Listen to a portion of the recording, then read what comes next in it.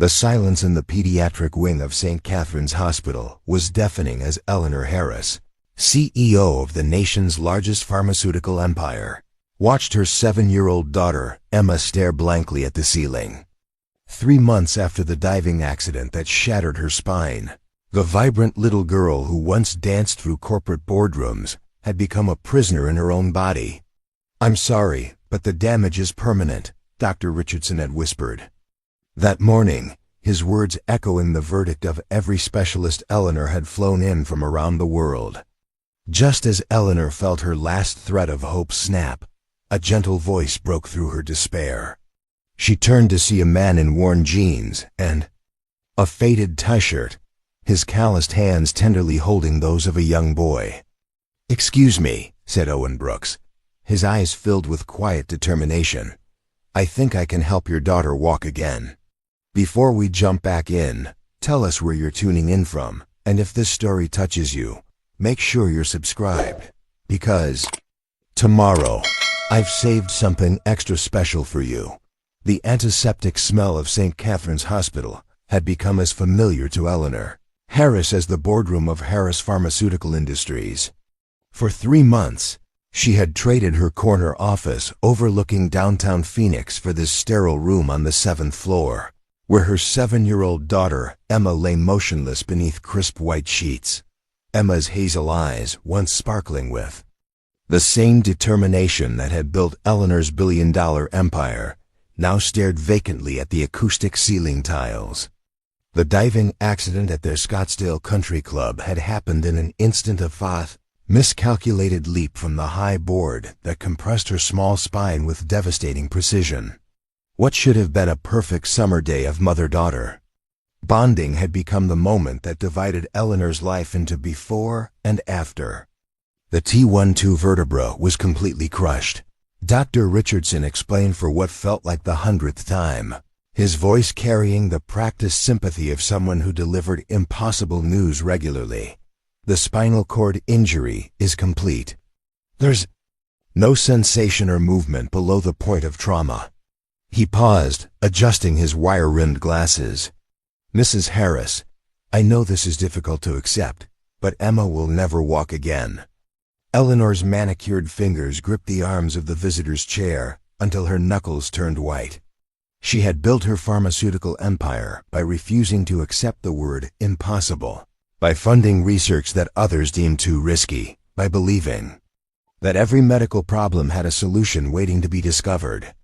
Yet here she sat, surrounded by the most advanced medical technology money could buy, and none of it could help her own daughter. The irony wasn't lost on her. Harris Pharmaceutical Industries had pioneered breakthrough treatments for dozens of conditions, had brought hope to millions of patients worldwide. Their neural regeneration research division was considered cutting edge. Their spinal injury medications were prescribed in hospitals across 5 continents. But when it came to Emma, all of Eleanor's resources and connections had led to the same devastating conclusion: permanent paralysis. She had exhausted every option. The Johns Hopkins specialists had been flown in within 48 hours of the accident.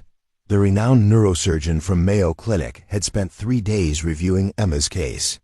She had even contacted Dr. Yamamoto in Tokyo, whose experimental stem cell treatments had shown promise in early trials.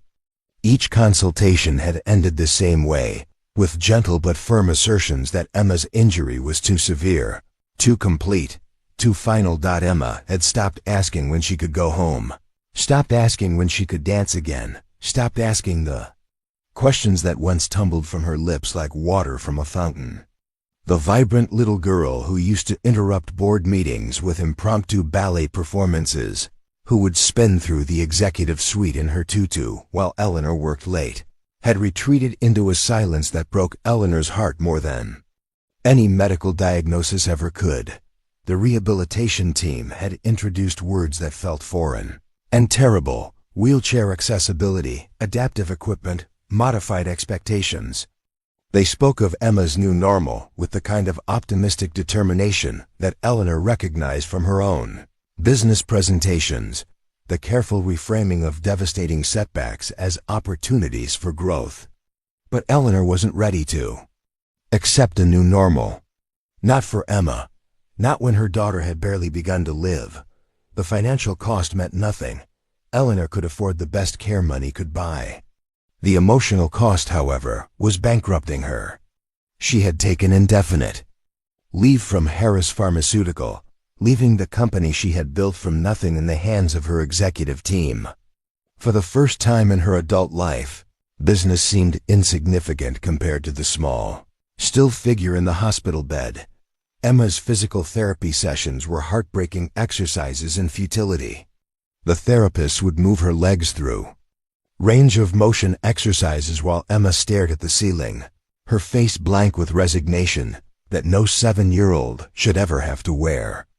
Eleanor would watch from the corner, fighting back tears as professional strangers manipulated her daughter's lifeless limbs.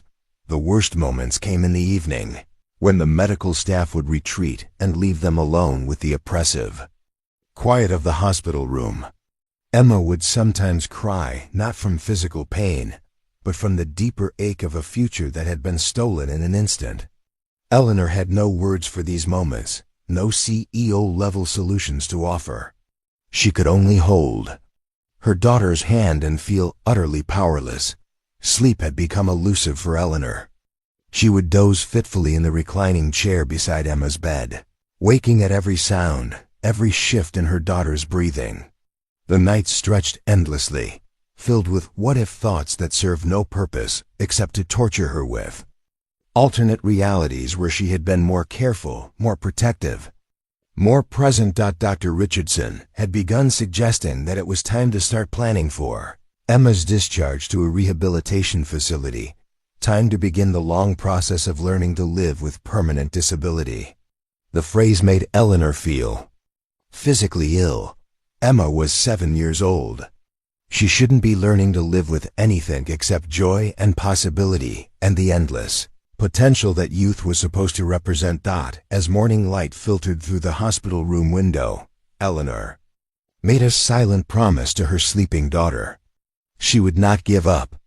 Somewhere in the world, there had to be someone with answers, someone with hope, someone with the ability to see possibilities where others saw only medical facts.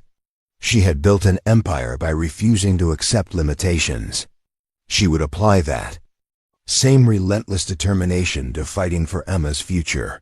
What Eleanor didn't know was that the answer to her prayers was about to walk through the door in the most unexpected form imaginable.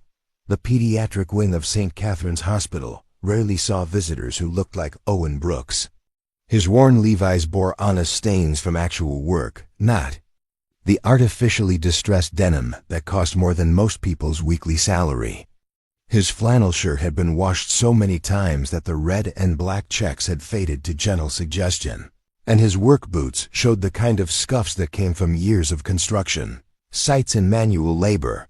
More striking than his appearance was the small boy beside him, maybe 9 years old, with sandy hair that refused to stay combed and intelligent eyes that seemed to take in everything. The boy's hand was clasped firmly in Owen's calloused palm, and there was something in the way they moved together that spoke of a partnership forged by shared struggle. Eleanor noticed them first as they paused at the nurse's station, Owen speaking in low, respectful tones to the charge nurse, while the boy waited patiently beside him. There was something about Owen's bearing, a quiet confidence that seemed at odds with his working-class appearance, that caught her attention. He carried himself like someone accustomed to being taken seriously, despite looking like he'd be more at home on a construction site than in a hospital. The charge nurse was pointing down the hall toward Emma's room, and Eleanor felt a flutter of confusion. They weren't expecting any visitors, and the hospital had strict protocols about who could access the pediatric wing. As Owen and the boy approached Emma's door, Eleanor's protective instincts sharpened. "Excuse me," Eleanor said, stepping into the hallway with the authority that had silenced countless boardrooms. "I think you may be lost. This is a private room."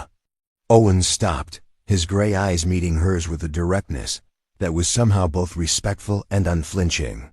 Up close, she noticed details that the distance had obscured, the silver threading through his dark hair, the lines around his eyes that spoke of both laughter and sorrow.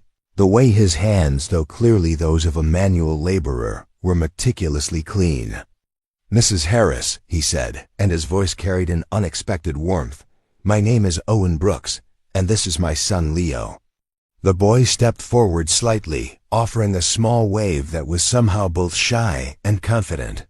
"I heard about Emma's accident, and I think I might be able to help her." Eleanor's first instinct was to call security. In the 3 months since the accident, she had dealt with countless well-meaning strangers offering everything from miracle cures to prayer circles. Desperation of a mother with an injured daughter seemed to attract every charlatan and false prophet within a 100-mile radius. "I appreciate your concern," Eleanor said, her voice taking on the polite but dismissive tone she used with persistent salespeople.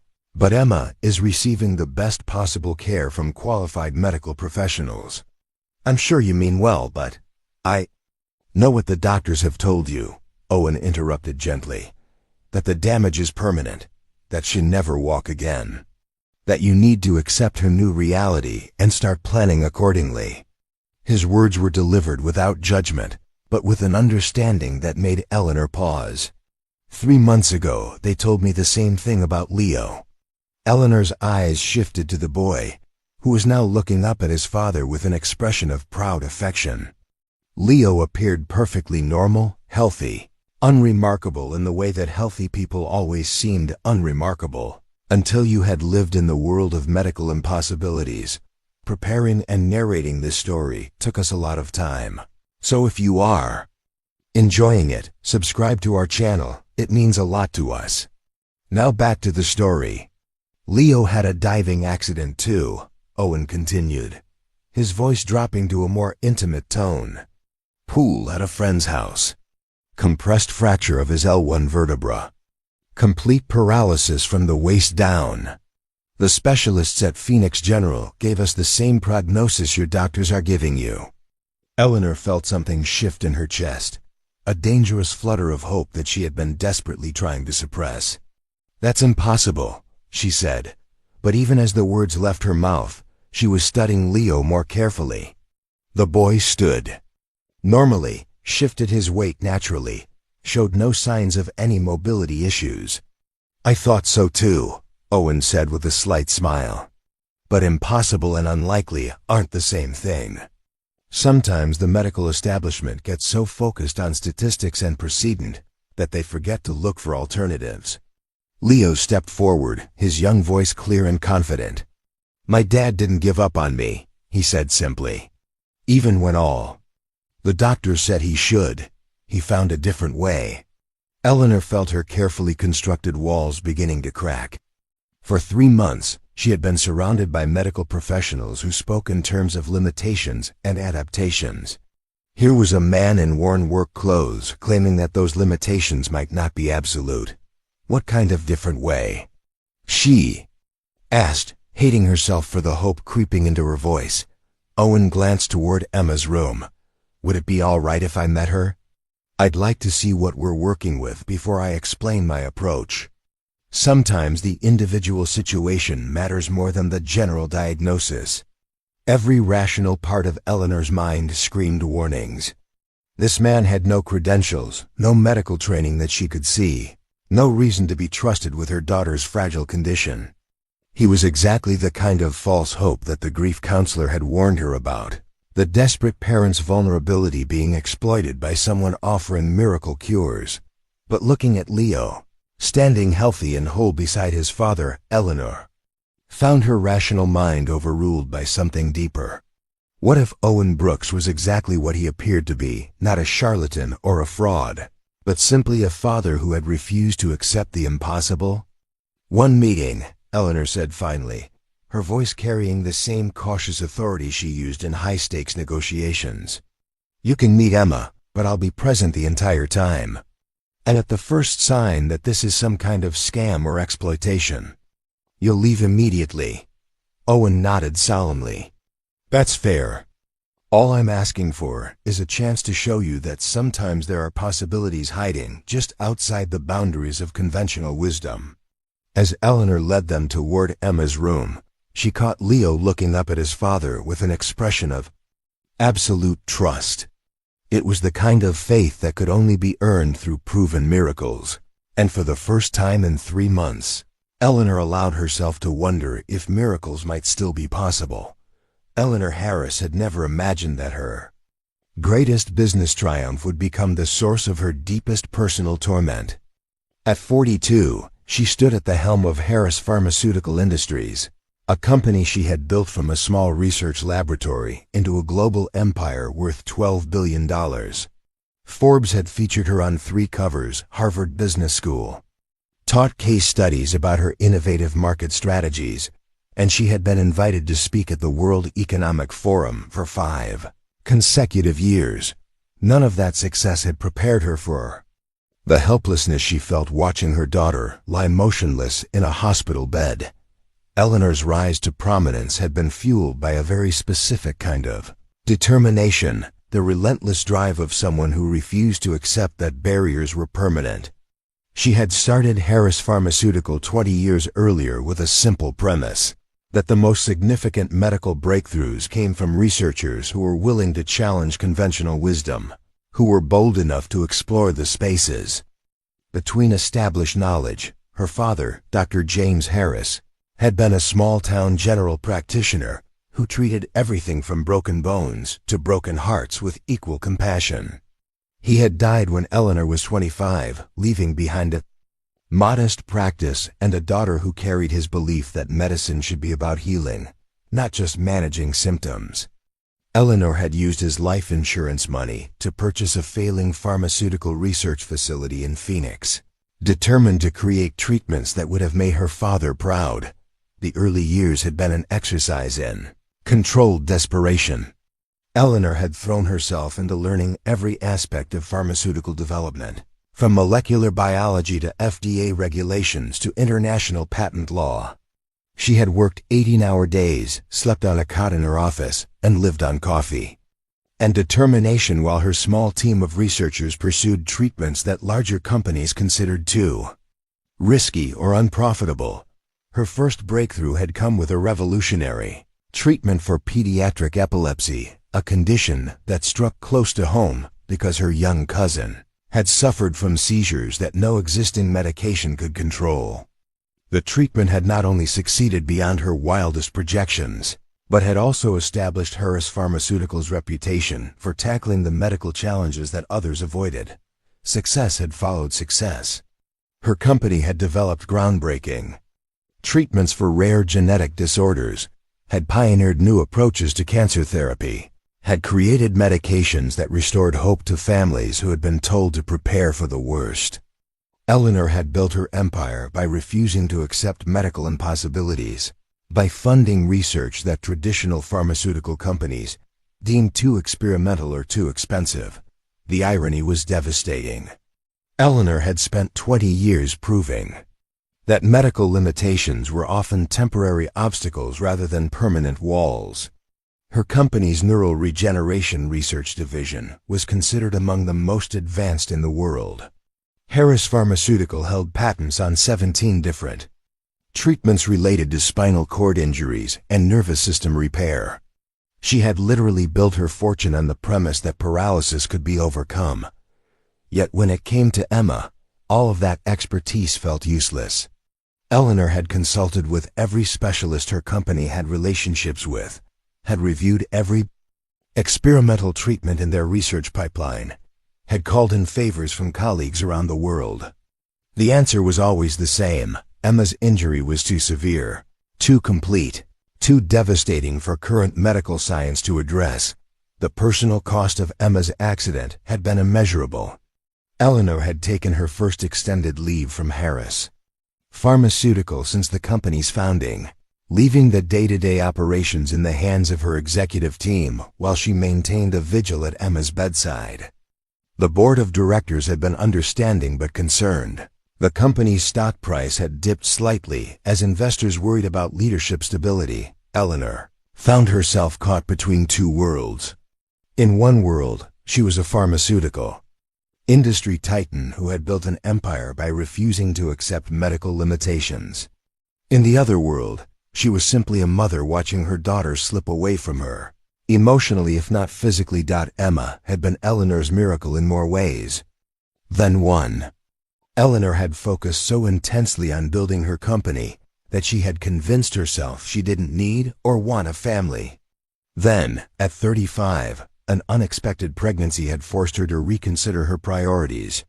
She had approached motherhood the same way she approached business challenges, with meticulous planning, extensive research, and absolute determination to succeed. Emma had exceeded every expectation. She was brilliant like her mother, but also possessed a joy and spontaneity that Eleanor had somehow never learned. Emma could spend hours in Eleanor's laboratory, asking endless questions about how medicines worked and why some people got sick while others stayed healthy. She had inherited Eleanor's curiosity, but combined it with a warmth and empathy that drew people to her like a magnet. The diving accident had happened during one of Eleanor's rare attempts at work-life balance. She had blocked out an entire Saturday for mother-daughter time at their country club, planning to teach Emma some of the swimming techniques she had learned in her own youth. Emma had been so excited, chattering nonstop about wanting to try the high dive like the big kids. Eleanor had been distracted checking emails on her phone while Emma climbed the ladder to the 10-foot platform. She had looked up just in time to see Emma's small body knife through the water at the wrong angle, too vertical, too fast. The sound of the impact would haunt Eleanor for the rest of her life. In the weeks following the accident, Eleanor had thrown herself into research with the same intensity she had once applied to building her company. She had read thousands of medical papers, consulted with experts in 12 countries, explored experimental treatments that existed only in theoretical form. She had offered to fund research studies, to purchase experimental equipment, to underwrite clinical trials, anything that might offer hope for Emma's recovery.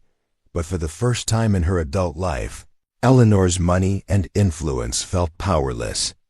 The human nervous system, it seemed, operated according to rules that couldn't be negotiated or purchased or overcome through sheer determination. The nights were the worst. After the medical staff had completed their evening rounds and the hospital had settled into its quiet rhythm, Eleanor would sit beside Emma's bed and confront the possibility that her daughter might never dance again, never run through the halls of Harris Pharmaceutical, never grow up to inherit the empire that Eleanor had built with her in mind. Eleanor had always been a problem solver, a woman who approached every challenge with the confidence that solutions existed for those bold enough to find them. Emma's paralysis represented the first problem in her adult life that seemed genuinely unsolvable, and the helplessness was slowly destroying her. She had considered bringing Emma home, converting their Scottsdale estate into a private medical facility where Emma could receive round-the-clock care in familiar surroundings. But the doctors had convinced her that Emma needed the resources and expertise available only in a hospital setting, at least for now. The guilt was almost unbearable. Eleanor had spent Emma's entire life building a pharmaceutical empire, telling herself that her work was ultimately about helping young people like Emma. Now, when her own daughter needed help, all of Eleanor's professional success felt hollow and meaningless. When Owen Brooks appeared in the hallway outside Emma's room, claiming that he might be able to help, Eleanor's first instinct was skepticism.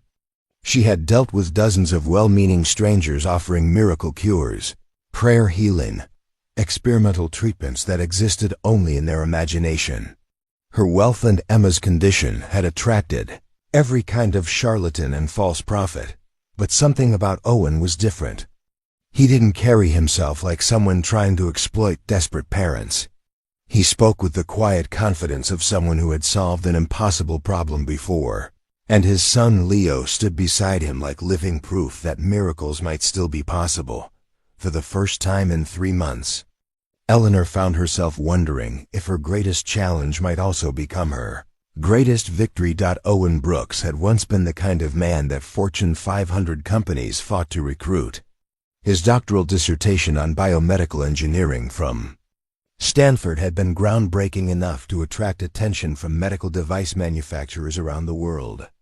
At 32, he had been the youngest research director in the history of advanced medical systems, leading a team of engineers and physicians in developing revolutionary treatments for spinal cord injuries. His laboratory had been a temple of cutting-edge technology, where theoretical possibilities became practical solutions. Owen had held 19 patents on medical devices, had published papers in the most prestigious biomedical journals, and had been invited to present his research at conferences from Geneva to Tokyo. His work on neural stimulation devices had been hailed as the future of paralysis treatment. That life felt like it belonged to someone else now. These days, Owen Brooks was known primarily as the quiet contractor who could fix anything, the single father who showed up to every school event, the man who had somehow learned to find contentment in simplicity after losing everything that had once defined him. The transformation had begun 6 years earlier, on a Tuesday afternoon that had started like any other. Owen had been in his laboratory, fine-tuning the latest prototype of a neural interface device, when his phone rang with news that shattered his carefully constructed world. Sarah Brooks, his wife of 8 years and the most brilliant physician he had ever known, had been killed in a car accident while rushing to the hospital to treat an emergency patient. The collision had been instant and unsurvivable, a drunk driver running a red light, destroying in seconds a woman who had dedicated her life to preserving life in others. Sarah had been more than Owen's wife. She had been his intellectual equal, his closest collaborator, his inspiration for choosing medicine over the more lucrative field of general engineering.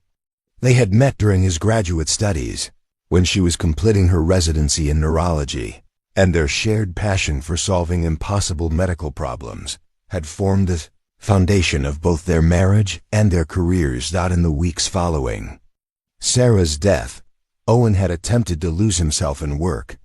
He had pushed his research team harder, stayed later in the laboratory, pursued more ambitious projects with desperate intensity. But grief had a way of making even the most meaningful work feel hollow. The neural devices he was developing were designed to help paralyzed patients walk again, but they couldn't bring back the woman who had made his life complete. The breaking point had come 8 months after Sarah's death, when 3-year-old Leo had been diagnosed with a rare neurological condition that was slowly robbing him of his ability to walk. The irony was devastating. Owen spent his days developing treatments for paralysis, yet he was powerless to help his own son. The medical establishment had offered Leo the same prognosis they would later give Emma: progressive deterioration, eventual complete paralysis, adaptive equipment, and modified expectations. Owen had consulted with every specialist he knew, had explored every experimental treatment and development, had used his considerable influence in the medical device industry to seek alternative solutions. When conventional medicine failed Leo, Owen had made a decision that horrified his colleagues and ended his prestigious career. He had resigned from Advanced Medical Systems, sold their Phoenix home, and dedicated himself full-time to developing an unconventional treatment approach that combined his engineering expertise with techniques that existed outside the boundaries of approved medical practice. Working from a converted garage in Flagstaff, Owen had spent 2 years developing a treatment protocol that integrated neural stimulation with intensive physical therapy, nutritional support, and what he privately called faith-based healing, the belief that the human body's capacity for recovery exceeded what medical textbooks described as possible. The approach had been dismissed by his former colleagues as pseudoscience, as desperate parental delusion, as dangerous experimentation on a vulnerable young person. Owen had been quietly blacklisted from the medical device industry, his research papers rejected by journals that had once eagerly published his work. But Leo had begun to improve. Slowly at first, Then more dramatically, the young boy had regained sensation and movement that his doctors had declared permanently lost. Within 18 months, Leo was walking normally, running, playing like any healthy young person. The medical establishment had no explanation for his recovery and seemed more interested in discrediting Owen's methods than in understanding how they might help other patients. Owen had attempted to publish his results, to share his breakthrough with the medical community, but his fall from grace had made him untouchable. Research institutions wouldn't fund his studies, medical journals wouldn't review his papers, and former colleagues treated him like a charlatan who had somehow gotten lucky with his own son. The isolation had been painful, but not unexpected. Owen had spent enough years in academic medicine to understand how the system worked, how innovation was often resisted when it challenged established paradigms. He had chosen to help Leo over protecting his career, and he had never regretted that decision. The transition to construction work had been surprisingly satisfying. Owen had always been skilled with his hands, and there was something deeply appealing about creating solutions to immediate, tangible problems. His engineering background made him exceptionally good at troubleshooting complex renovation projects, and his reputation for reliability and craftsmanship had quickly spread throughout Flagstaff's construction community. More importantly, the work allowed him to be present for Leo in a way that his previous career never had. Owen attended every school event, coached Leo's little league team, helped with homework every evening. He had discovered that being a present father was more fulfilling than being a prestigious researcher. But Owen had never stopped believing that his treatment approach could help other paralyzed patients. He had quietly continued his research, maintaining his converted garage laboratory and staying current with developments in biomedical engineering. When he read about Emma Harris's diving accident in the local newspaper, something had stirred in him, a recognition that here was another young person who might benefit from the methods that had saved Leo. The decision to approach Eleanor Harris had not been made lightly. Owen understood that his appearance and background would make him seem like an unlikely medical expert. He knew that Eleanor would be skeptical, that she would have dealt with countless people offering false hope, but Leo was living proof that miracles were possible, and Owen believed that Emma deserved the same chance at recovery that his son had received. Sometimes the most important breakthroughs came from people working outside the established system, from parents who refused to accept limitations that others considered absolute. As Owen stood in the hallway of St. Catherine's Hospital, watching Eleanor Harris struggle with the decision to trust him, he felt the weight of everything he had learned about healing, about hope, about the space between medical impossibility and miraculous recovery. He wasn't asking Eleanor to believe in him. He was asking her to believe in Emma's potential for healing, even when that potential existed beyond the boundaries of conventional medical wisdom. Eleanor Harris had built her pharmaceutical empire by making calculated risks, but allowing Owen Brooks into Emma's hospital room felt like the most dangerous gamble of her life. As she led Owen and Leo down the sterile hallway, her mind raced through all the ways this encounter could go wrong.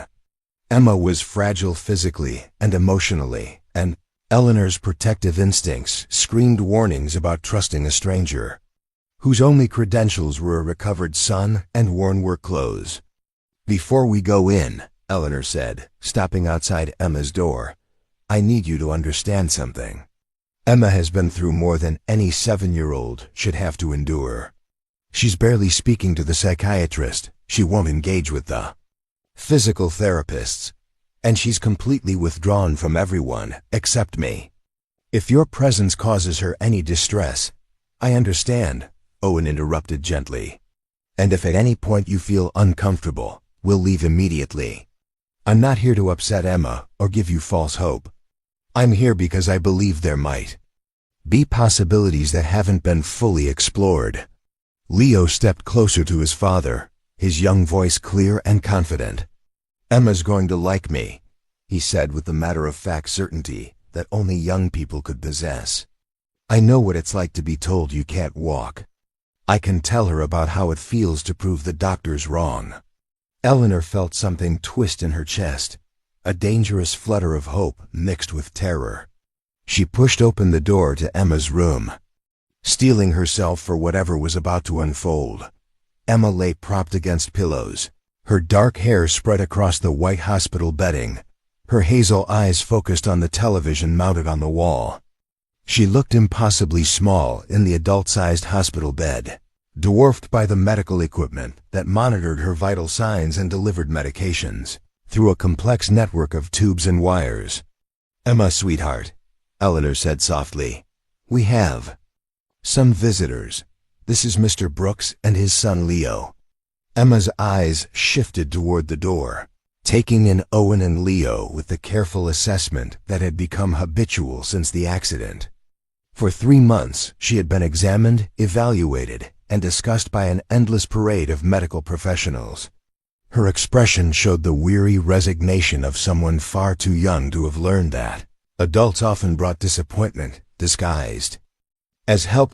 Owen approached Emma's bedside with a respect that immediately set him apart from the medical professionals who had preceded him. He didn't rush forward with false cheer or overwhelming enthusiasm. Instead, he moved slowly, allowing Emma to become comfortable with his presence. "Hello, Emma," Owen said, his voice carrying a warmth that was neither condescending nor artificially cheerful. "I heard about your accident, and I wanted to meet you because I think you might be interested in hearing Leo's story." Emma's gaze shifted to Leo, who stepped forward with the kind of confidence that only came from someone who had faced impossible challenges and emerged victorious. At 9 years old, Leo carried himself with a maturity that spoke of experiences far beyond his years. "Hi, Emma," Leo said, pulling a chair close to her bed. "My dad told me you hurt your back in a diving accident. I did the same thing when I was 6. He settled into the chair with easy familiarity, as though he had been visiting hospitalized friends his entire life. "Want to see my scars?" For the first time in weeks, Emma showed genuine interest in something.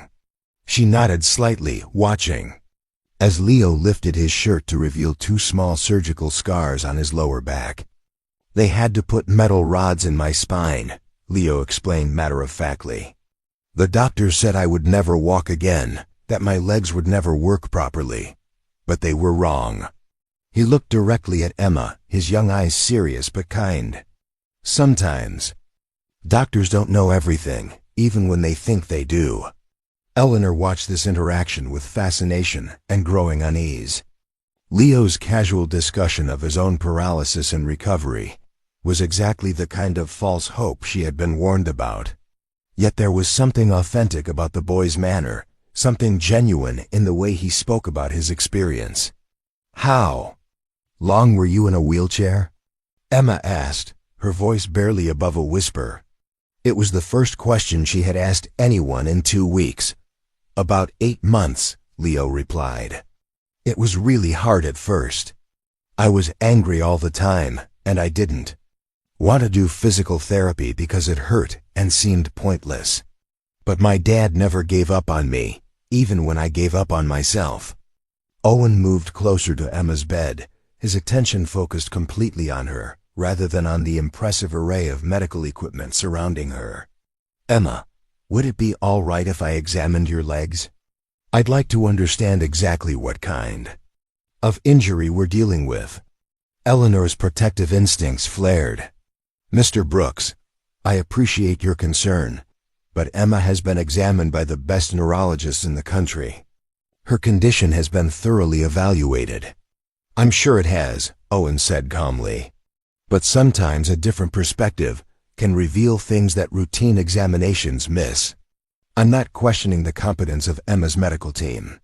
I'm simply hoping that my experience with Leo might offer some insights." Emma looked at her mother, then back at Owen. "Will it hurt?" "Not at all," Owen promised. "I'm just going to touch your legs very lightly and ask you some questions. If you feel uncomfortable at any point, I'll stop immediately." Eleanor found herself nodding reluctantly. She positioned herself where she could intervene if necessary. Watching closely as Owen began his examination, Owen's approach was unlike anything Eleanor had witnessed from the parade of specialists who had evaluated Emma. Where they had been clinical and detached, Owen was gentle and engaging. He spoke directly to Emma rather than about her, explaining each step of his examination in terms she could understand. "Emma, I want you to close your eyes and tell me if you feel anything when I touch your legs," Owen said, his hands moving with the precision of someone who had performed thousands of similar examinations. "Don't try to move anything. Just focus on whether you can sense my touch." For several minutes, Owen worked systematically along Emma's legs, occasionally asking questions, sometimes making small sounds of interest or surprise. Leo chatted quietly with Emma, distracting her from the clinical nature of the examination by telling her about his favorite video games and the treehouse he was building with his father. "Interesting," Owen murmured, his attention focused on Emma's feet. "Emma, I want you to try something for me. Don't worry about whether it works or not. I just want you to imagine that you're wiggling your toes. Don't strain or push, just think about moving them." Eleanor watched with the intensity of someone whose entire world depended on the next few moments. Emma's face scrunched with concentration. Her eyes closed tightly as she focused on the impossible task of moving toes that had been motionless for 3 months. "I can't feel anything," Emma said, disappointment evident in her voice. "That's all." "Right," Owen said reassuringly. "Feeling comes back gradually." "But Emma, look at your left foot." Eleanor's breath caught in her throat. Emma's big toe was moving, not dramatically, but with a slight, unmistakable twitch that was clearly voluntary. Movement. "Oh my God," Eleanor whispered, rushing to Emma's bedside. "Emma, your toe moved. I saw it move." Emma's eyes flew open, and she stared down at her feet with an expression of amazement mixed with disbelief. "I did that? You absolutely did that," Owen confirmed, his voice warm with encouragement. "Your brain is still connected to your legs, Emma. The pathways are damaged, but they're not destroyed. With the right kind of treatment, I believe we can help those connections get stronger." Eleanor felt the world shift around her. For 3 months, she had been told that Emma's paralysis was permanent, that the damage was complete and irreversible. Yet here was a man in work clothes who had identified movement that the most sophisticated medical equipment had missed. "How is this possible?" Eleanor asked, her voice shaking with emotions she couldn't quite identify. Owen smiled, the first genuinely optimistic expression Eleanor had seen in a medical setting since the accident. "Sometimes healing happens in ways that don't show up on traditional tests. Emma's injury is serious, but it's not hopeless. With the right approach, I believe she can walk again." For the first time in 3 months, Eleanor Harris allowed herself to believe that miracles might still be possible. The following weeks established a rhythm that gradually transformed the sterile atmosphere of Emma's hospital room into something that felt almost like hope. Owen arrived every morning at precisely 9 o'clock, carrying a worn leather satchel that contained an intriguing mixture of sophisticated medical equipment and what appeared to be simple toys. Leo accompanied him faithfully, his backpack filled with coloring books, small puzzles, and an ever-changing collection of items that seemed designed to make Emma smile. Eleanor had initially planned to monitor every session with the vigilance of a CEO overseeing a hostile takeover, but she found herself gradually relaxing as Owen's methods proved both gentle and effective. His approach to Emma's treatment was unlike anything she had witnessed in 3 months of consultations with world-renowned specialists. Where the previous medical team had focused exclusively on Emma's physical limitations, Owen treated her as a complete person whose emotional and psychological state were integral to her recovery. He never spoke about her injury in clinical terms, never discussed prognosis or statistical outcomes in her presence. never treated her like a collection of damaged nerve pathways rather than a 7-year-old girl who had lost her ability to dance. The brain learns best when it's engaged and curious, Owen explained to Eleanor one afternoon as they watched Emma and Leo work together on what appeared to be an elaborate art project. Traditional physical therapy often focuses on repetitive exercises that bore the patient and trigger resistance. But if we can make the therapy feel like play, the neural pathways form more readily. Eleanor watched in fascination as Owen demonstrated this principle in action. Instead of asking Emma to perform standard range of motion exercises, he would challenge her to help Leo build increasingly complex structures with colored blocks, positioning the materials so that Emma had to reach and stretch in precisely the ways her physical therapist had been trying to encourage. Emma, we need someone with really steady hands to hold this bridge while Leo adds the towers, Owen would say, positioning Emma's arms in exactly the therapeutic position the hospital staff had been attempting to achieve through direct instruction.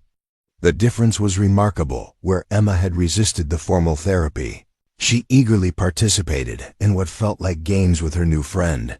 Leo's role in Emma's treatment was perhaps the most extraordinary aspect of Owen's approach. The 9-year-old had an intuitive understanding of what Emma needed, sometimes surpassed even trained professionals. He never pitied Emma or treated her differently because of her paralysis, but he also never forgot that she was struggling with challenges that required patience and encouragement. Want to see something cool? Leo would ask, pulling out a small device that looked like a video game controller. My dad invented this thing that helps your brain talk to your legs better. It's like a secret code that only your nervous system understands. The device was actually a sophisticated neural stimulation unit that Owen had designed during his years at Advanced Medical Systems, modified and refined based on his experience treating Leo. But in Leo's hands, it became an exciting piece of technology rather than intimidating medical equipment. Eleanor found herself staying later each day, drawn by the genuine progress she could see in Emma's condition. The daily assessments were showing consistent improvement in sensation and voluntary movement. More importantly, Emma's emotional state had transformed from resigned depression to cautious optimism. "Mama, watch this," Emma said one afternoon, her voice carrying an excitement that Eleanor hadn't heard since before the accident. Emma concentrated intensely, her face scrunched with effort, and managed to move her entire foot in a small but unmistakable circular motion. "That's incredible, sweetheart," Eleanor said, fighting back tears of joy and relief. She looked up at Owen, who was adjusting settings on one of his devices while maintaining the calm professional demeanor that had become familiar and reassuring. "The neural pathways are reconnecting faster than I expected," Owen said quietly, his voice carrying satisfaction mixed with something that might have been surprise. "Emma's young, and her nervous system has a remarkable capacity for healing. But she's also incredibly determined, which makes all the difference." As the sessions continued, Eleanor began to understand aspects of medicine that had always remained abstract despite her years in the pharmaceutical industry. She watched Owen work with Emma and began to comprehend the intricate relationship between hope and healing, between emotional state and physical recovery. Traditional medicine sometimes forgets that patients are human beings, not just collections of symptoms, Owen said one evening as they discussed Emma's progress. When someone is told they'll never walk again, that diagnosis becomes part of their identity. Breaking through that psychological barrier is often harder than repairing the physical damage. Eleanor found herself looking forward to these conversations with Owen, drawn by his unique perspective on medicine and healing. His combination of advanced technical knowledge and hard-won practical experience offered insights that she had never encountered in boardrooms or medical conferences. "You speak like someone who's had formal medical training," Eleanor observed one afternoon, studying Owen's precise technique as he adjusted Emma's neural stimulation equipment. Owen paused in his work, a slight smile playing at the corners of his mouth. "I had a different life once," he said simply. "Before Leo's accident changed everything, I spent most of my time in laboratories and research facilities, working on problems that seemed more theoretical than personal."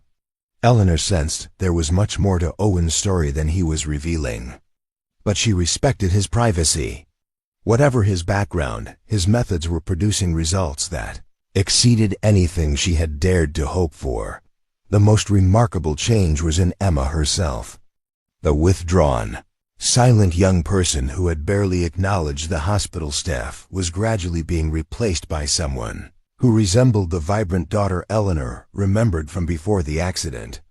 Emma looked forward to Owen and Leo's visits with an enthusiasm that reminded Eleanor of how Emma used to anticipate special outings or surprise presents. "Leo's teaching me about neural pathways," Emma announced one day, her voice filled with the kind of academic excitement that had always characterized her personality.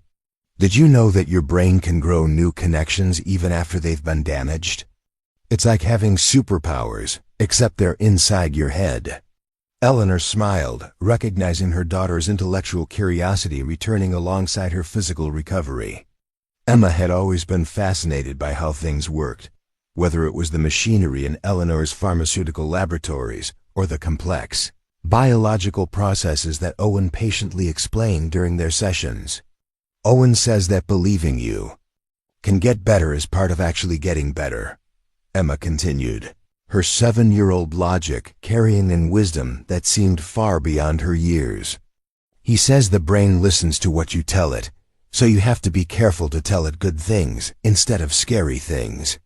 As Eleanor tucked Emma into bed that evening, she realized that Owen had given them something more valuable than medical treatment. He had restored Emma's faith in her own future, had helped both of them believe that the accident didn't have to define the rest of Emma's life. For the first time since the diving accident, Eleanor felt genuinely optimistic about what lay ahead. Emma was not only recovering physically, but was also rediscovering the joy and curiosity that had always been her most defining characteristics. What Eleanor didn't know was that their newfound hope was about to be tested in ways she could never have imagined. 3 weeks after Owen Brooks first walked into Emma's hospital room, Eleanor Harris witnessed something that made her question everything she thought she understood about medical impossibilities. The morning had started like any other, with Owen and Leo arriving promptly at 9 o'clock, their familiar routine now as much a part of the hospital rhythm as shift changes and medication rounds. Emma had been making steady progress, but the improvements had been incremental small movements, increased sensation, gradual strengthening of neural connections that had been damaged in the diving accident. Eleanor had learned to celebrate minor victories, a toe wiggle, a slight leg movement, the return of feeling in previously numb areas. Nothing had prepared her for what happened that Tuesday morning in October. "Today feels different," Emma announced, as Owen began setting up his equipment. There was something in her voice, a confidence that Eleanor hadn't heard since before the accident, that made both adults pause and pay closer attention. "Different how?" Owen asked, his experienced eye taking in details that others might miss. He had learned to read the subtle signs that indicated when a patient was ready for a breakthrough, and something in Emma's posture suggested that this might be a significant day. "I can feel my legs more today," Emma said, her 7-year-old vocabulary struggling to articulate the complex sensations she was experiencing. "It's like they've been asleep for a long time, and now they're starting to wake up." Leo, who had developed an almost supernatural ability to sense Emma's moods and needs, moved his chair closer to her bed. "That's exactly how it felt for me right before I started walking again," he said with the authority of someone who had navigated this journey before. "Like my legs were remembering how to be legs instead of just being parts of me that didn't work." Owen's expression grew more focused as he conducted his standard assessment of Emma's condition. His hands moved with practiced precision along her legs, testing reflexes and responses that had shown gradual improvement over the past 3 weeks.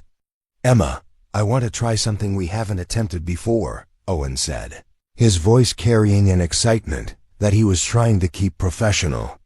"I think your neural pathways might be strong enough now for you to try bearing some weight on your legs." Eleanor felt her breath catch. The idea of Emma putting weight on her legs seemed simultaneously thrilling and terrifying. For 3 months, Emma had been completely dependent on her wheelchair, her legs unable to support even the slightest pressure. "Is it safe?" Eleanor asked, her protective instincts warring with her desperate hope for Emma's recovery. "We'll take it very slowly," Owen assured her. "Emma won't be standing on her own. I'll be supporting most of her weight. But if the neural connections are strong enough, she might be able to feel what it's like to be upright again." With careful precision, Owen maneuvered Emma to the edge of her hospital bed, Leo helping to arrange pillows and clear away medical equipment. Eleanor watched with the intensity of someone whose entire world depended on the next few minutes. "Okay, Emma," Owen said, positioning himself to support her weight while allowing her legs to make contact with the floor. "I want you to imagine that you're standing up to give your mom a hug. Don't worry about whether your legs can hold you. I've got you completely. Just think about what it feels like to be tall." Emma's face took on the expression of intense concentration that had become familiar during their therapy sessions. Her small hands gripped Owen's arms as he slowly helped her shift from sitting to an upright position. For a moment, nothing happened. Emma hung supported in Owen's arms, her feet touching the floor but carrying no weight, her legs seemingly as lifeless as they had been for the past 3 months. Then, almost imperceptibly, something changed. "I can feel the floor," Emma whispered, her voice filled with wonder. "I can feel my feet touching the ground." Owen's eyes met Eleanor's across the room, both adults recognizing the significance of what Emma was experiencing. Sensation was returning to areas that had been completely numb since the accident. "That's wonderful, Emma," Owen said encouragingly. "Now I want you to see if you can help me hold you up. Don't try to stand by yourself, but see if your legs want to help support your weight." What happened next was so remarkable that Eleanor would remember every detail for the rest of her life. Emma's legs, which had been completely paralyzed for 3 months, began to show signs of voluntary muscle engagement. Her knees straightened slightly, her ankles adjusted for balance. Her entire lower body seemed to remember its purpose. "Mama, look!" Emma exclaimed, her voice carrying pure joy. "I'm standing!" Eleanor rushed to Emma's side, tears streaming down. Her face as she watched her daughter experience something that doctors had declared impossible. Emma wasn't standing independently. Owen was still supporting most of her weight, but her legs were clearly participating in the effort. "This is incredible," Eleanor said, her voice shaking with emotion. "Emma, you're really doing it." Leo jumped up from his chair, clapping and cheering as though Emma had just won an Olympic medal. "I knew you could do it," he shouted. "I told you your legs just needed time to remember how to work." For several minutes, Owen helped Emma maintain her upright position, allowing her to experience the sensation of being vertical, of feeling her feet make contact with the ground, of having her legs participate in supporting her body weight.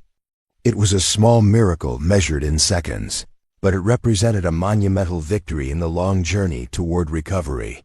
When Owen finally helped Emma back onto her bed, all 4 of them were crying, Emma with joy and pride, Eleanor with relief and gratitude, Leo with the satisfaction of seeing his prediction come true, and Owen with the quiet fulfillment that came from witnessing a medical impossibility become reality. "How is this possible?" Eleanor asked, her scientific mind struggling to process what she had just witnessed. 3 months ago, the specialists said Emma would never walk again. They said the damage was permanent and complete. Owen settled into his chair, his expression thoughtful and serious. Sometimes the medical establishment gets so focused on what they've seen before that they forget to look for what might be possible, he said.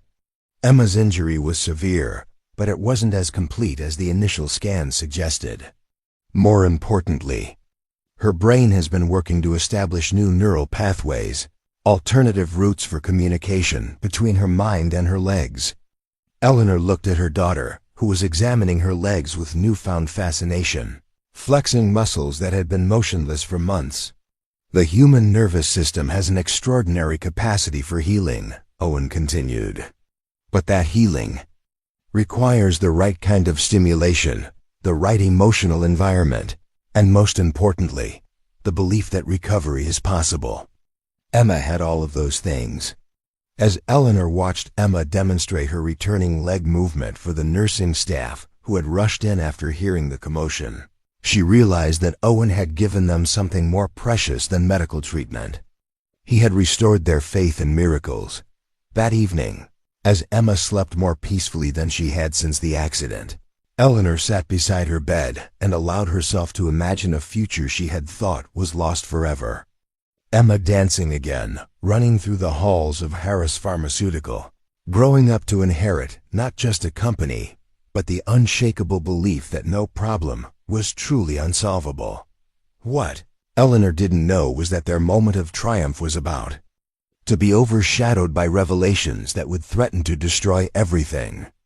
Owen had built the mahogany conference table in Eleanor. Harris's executive boardroom had witnessed countless high-stakes meetings, but the tension crackling through the air that Thursday morning was unlike anything the room had ever contained. Eleanor sat at the head of the table, her posture rigid with barely controlled anger, while Dr. Victoria Sterling Harris, Pharmaceuticals Chief Medical Officer, spread documents across the polished surface like evidence in a criminal trial. "I felt obligated to bring this to your attention immediately," Dr. Sterling said, her voice carrying the practiced authority of someone accustomed to delivering unwelcome news to corporate executives. "Our legal department received an anonymous tip about Owen Brooks yesterday evening. What we discovered is deeply concerning." Eleanor stared at the papers before her, feeling as though the world had tilted sideways. Medical journal articles, court documents, newspaper clippings, and official correspondence were arranged in neat stacks, each pile representing a different aspect of Owen's professional downfall. The headlines were damning. Stanford researcher loses license after experimental treatment death. Medical device company settles wrongful death suit, and disgraced scientist disappears after ethics investigation. The most recent articles were dated 4 years earlier, around the time Owen had told her his life had changed dramatically. Dr. Owen Brooks, Dr. Sterling continued, consulting her notes with clinical precision, was stripped of his medical license by the Arizona State Medical Board, following the death of a patient who had been participating in an unauthorized experimental treatment protocol. The patient was a 3-year-old boy named Leo Brooks, his own son. Eleanor's blood ran cold. Leo was alive, healthy, vibrant. She had watched him play with Emma just yesterday. The contradiction made no sense, yet the documents before her seemed official and comprehensive.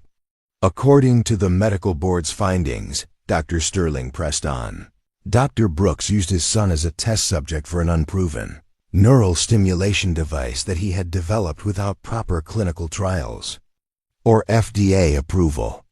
The treatment resulted in complications that led to the death. "That's impossible," Eleanor said, her voice barely above a whisper. "Leo is alive. He's healthy. I've seen him every day for weeks." Dr. Sterling's expression showed the patient's sympathy of someone explaining complex medical issues to a grieving family member. "Eleanor, I understand that you've been under tremendous stress since Emma's accident. It's not uncommon for desperate parents to be manipulated by individuals who prey on their vulnerability. This Owen Brooks, whoever he really is, may have been using another person's identity, or perhaps fabricating his entire story." Eleanor's mind raced through her interactions with Owen, searching for signs of deception she might have missed. His medical knowledge seemed genuine, his equipment sophisticated, his treatment methods producing undeniable results. Yet the evidence before her painted a picture of a disgraced researcher who had killed his own son through reckless experimentation. "There's more," Dr. Sterling said, pulling out another set of documents. "Advanced Medical Systems, the company where Brooks claimed to work, has no record of anyone by that name ever being employed there. The research papers he supposedly published don't exist in any legitimate medical journals. Everything about his professional background appears to be fabricated." Eleanor felt sick. She had trusted Owen with Emma's life, had allowed him unprecedented access to her vulnerable daughter, had begun to believe that miracles were possible. If Dr. Sterling was right, then Eleanor had been the victim of an elaborate con game that had put Emma at serious risk. "What about Emma's improvement?" Eleanor asked, grasping for something that might explain away the devastating revelations. "She's been making remarkable progress.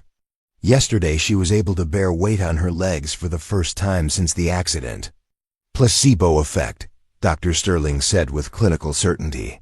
"It's well documented that patients can experience temporary improvements when they believe they're receiving effective treatment, even if that treatment is medically worthless.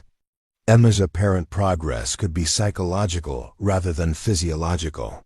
Eleanor's phone buzzed with a text message from Owen, running a few minutes late this morning.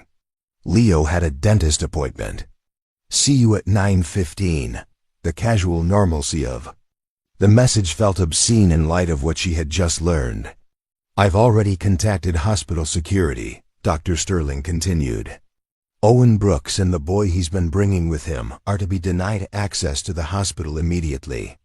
I've also taken the liberty of scheduling Emma for a comprehensive neurological evaluation with Dr. Peterson's team to assess any potential damage from whatever treatments Brooks has been administering."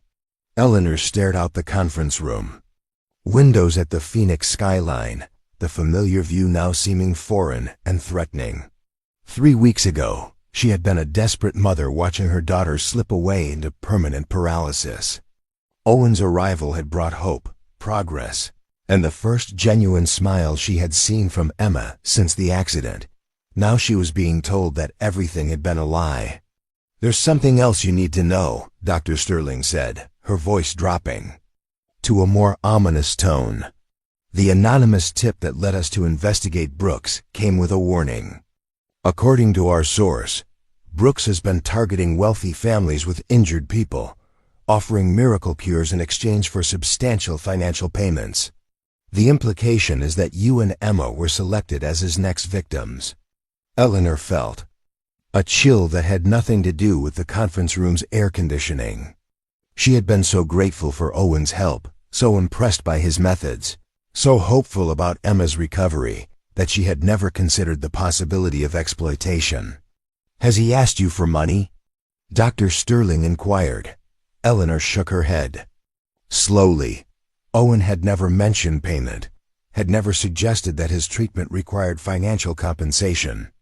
But perhaps that was part of his strategy: establish trust first, demonstrate results, then present a bill for services rendered. "I need to see these documents myself," Eleanor said, reaching for the papers with hands that trembled slightly. "I need to understand exactly what kind of person I've been trusting with my daughter." As Eleanor read through the medical board findings, court documents, and newspaper articles, a picture emerged of a brilliant researcher whose grief over his son's death had driven him to increasingly desperate and unethical behavior. The official records painted Owen as a man who had lost everything: his career, his reputation, his family, and had apparently decided to rebuild his life through deception and exploitation. Yet something didn't add up. The Owen Brooks described in these documents was a different person from the gentle, competent man who had been treating Emma. The dates were wrong, the details contradictory, the entire narrative inconsistent with what Eleanor had observed firsthand. "I want to confront him," Eleanor said finally, closing the last folder with a snap that echoed through the conference room. "When he arrives this morning, I want to hear his explanation for all of this." Dr. Sterling looked concerned. Eleanor, I don't think that's wise. If this man is as dangerous as these documents suggest, he's been alone with my daughter for 3 weeks. Eleanor interrupted, her voice carrying the steel that had made her one of the most formidable CEOs in the pharmaceutical industry. If he's some kind of predator or con artist, I need to know immediately. And if there's some other explanation for these documents, I need to hear it directly from him. As Eleanor prepared to leave the conference room, her phone rang with a call from the hospital. Emma was asking where Owen and Leo were, wondering why her therapy session had been canceled. Worried that something had happened to her new friends, Eleanor closed her eyes, feeling the weight of a decision that could determine not just Emma's physical recovery, but her emotional well-being as well. In less than an hour, she would have to choose between protecting her daughter from a potentially dangerous imposter or destroying the relationship that had brought Emma back from the brink of despair. Either way, Eleanor realized someone she trusted was about to betray her. Eleanor Harris had faced hostile takeovers, congressional hearings, and FDA investigations during her 20-year career building Harris Pharmaceutical Industries, but none of those experiences had prepared her for the conversation she was about to have. She sat in Emma's hospital room at 9:20 a.m., the damning documents spread across the bedside table like accusations waiting to be answered.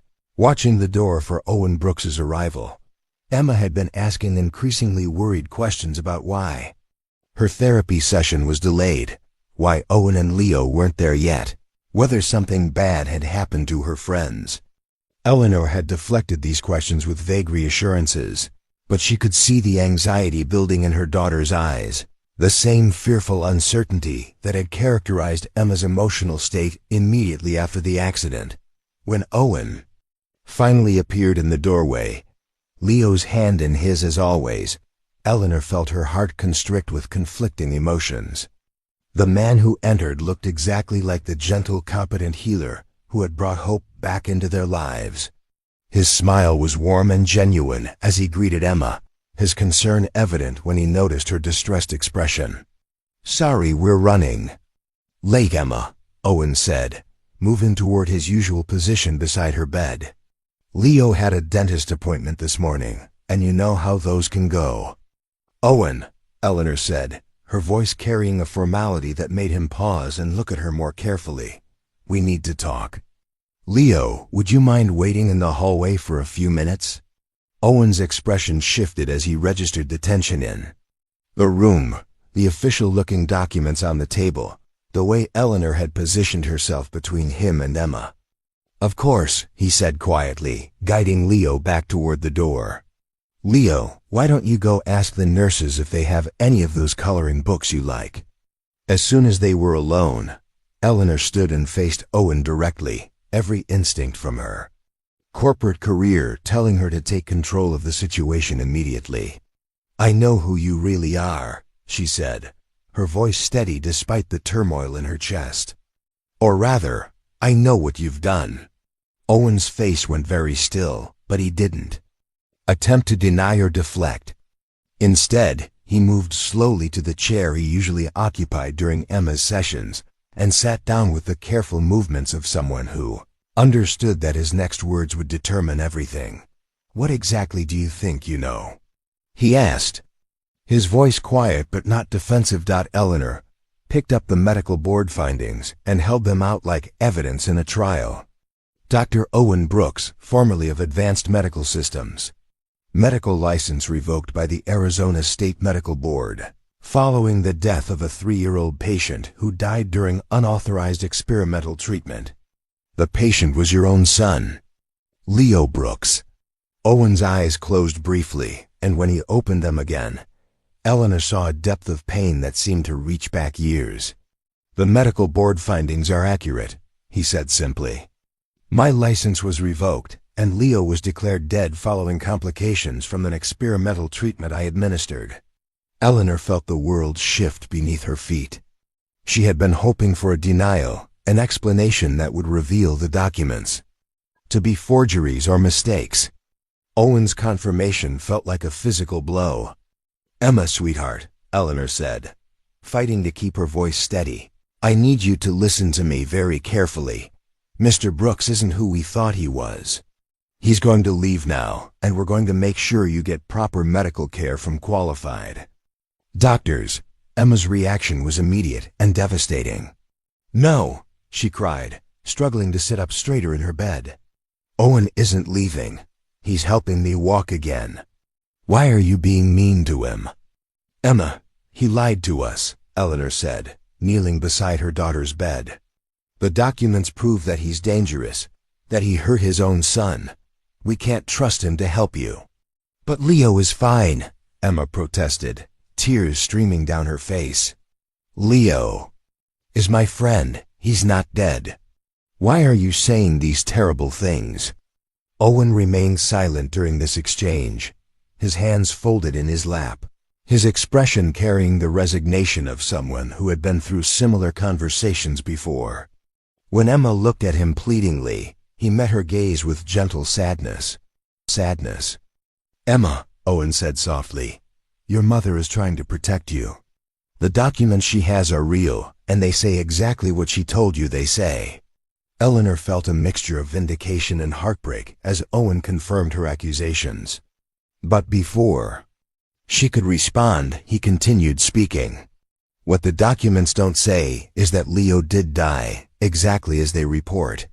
His heart stopped for 4 minutes and 37 seconds during the experimental treatment. The medical board was correct to revoke my license because I had crossed every ethical boundary in modern medicine." Emma's crying intensified, but Owen continued with the same calm voice he had used during their therapy sessions. "But Leo came back," Owen said, looking directly at Eleanor. 4 minutes and 37 seconds after his heart stopped, it started beating again. The neural pathways that had been damaged by his original injury began to function normally. Within 6 months, he had recovered completely. Eleanor stared at Owen, trying to process what he was telling her. "That's impossible," she said. "People don't just come back from clinical death, especially not with full neurological recovery." "No, they don't," Owen agreed. "Which is why the medical board refused to consider the possibility that Leo had actually survived. By the time he was walking, normally, the bureaucratic process had already concluded that he was dead. Officially, Leo Brooks died 4 years ago from complications of experimental treatment administered by his father." Eleanor's mind raced through the implications of Owen's story. If he was telling the truth, then Leo was living proof of medical resurrection, a miracle so unprecedented that the medical establishment couldn't acknowledge it, without questioning everything they believed about death and recovery. "Where is Leo now?" Eleanor asked, her voice barely above a whisper. "In the hallway, asking the nurses about coloring books," Owen replied. "The same boy who has been coming here every day for 3 weeks. The same young person who has been helping Emma believe that recovery is possible." Before Eleanor could respond, the door opened and Dr. Sterling entered with 2 hospital security guards. "Mrs. Harris, we've received reports of a disturbance. Mr. Brooks, you need to come with us immediately." "Wait," Eleanor said, standing between Owen and the security guards. "There are things that don't add up here. I need more time to understand what's happening." Dr. Sterling's expression showed professional concern, mixed with impatience. "Eleanor, I understand that you've developed an emotional attachment to this man, but the facts are clear. He's a dangerous individual who lost his medical license after killing his own son. We cannot allow him continued access to Emma." "But his son is alive," Eleanor said, feeling as though she were defending something she didn't fully understand. Herself, "Leo is healthy and vibrant. I've seen him every day." "Eleanor," Dr. Sterling said gently, "Leo Brooks died 4 years ago. Whatever child this man has been bringing to the hospital, it isn't his son. We believe he may be using someone else's identity as part of an elaborate deception." The room fell silent except for Emma's quiet sobbing. Eleanor looked from Dr. Sterling to Owen, trying to determine which version of reality she should trust. There's something else, Dr. Sterling continued. The Neurological Institute of Switzerland has agreed to evaluate Emma for their experimental spinal cord regeneration program. Dr. Klaus Weber, who developed the treatment, will be flying in tomorrow to assess her case personally. This is exactly the kind of legitimate, cutting-edge care that Emma needs. Eleanor's pharmaceutical background immediately recognized the significance of what Dr. Sterling was offering. The Swiss Neurological Institute was legendary for their breakthrough treatments, their impeccable safety record, their peer-reviewed research published in the most prestigious medical journals. Dr. Weber's spinal regeneration program had been featured on the cover of Nature Medicine just 6 months earlier. It was everything. Owen's approach was not institutional, documented, backed by years of careful research and clinical trials. If Emma was accepted into the Swiss program, she would receive treatment from the most respected spinal injury specialists in the world, using methods that had been proven safe and effective through rigorous scientific study. Emma would need to be transferred to Zurich within 48 hours, Dr. Sterling explained. The treatment protocol requires a specific timeline, and Dr. Weber has agreed to make room in his schedule only if we can move quickly. Eleanor looked at Emma, who was staring at Owen with desperate hope, then at Owen himself, who sat quietly waiting for her decision. The choice couldn't have been more stark. Trust a disgraced researcher whose own son had allegedly died from his experimental treatments, or accept help from the most prestigious medical institution in the world. Emma, Eleanor said, kneeling beside her daughter's bed, the doctors in Switzerland have special equipment that can help people with spinal injuries. Dr. Weber has helped hundreds of patients walk again using proven methods. Emma's response was immediate and heartbreaking. I don't want to go to Switzerland, she said, her voice small but determined. I want to stay here with Owen and Leo. They understand about my legs in a way that the other doctors don't.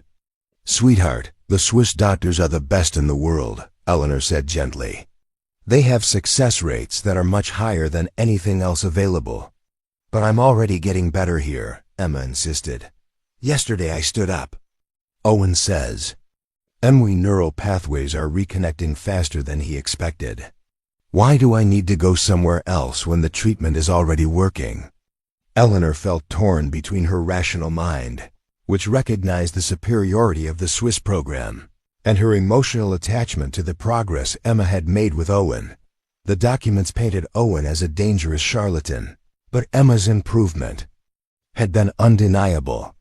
Mrs. Harris, Owen said quietly, may I speak with you privately for a moment?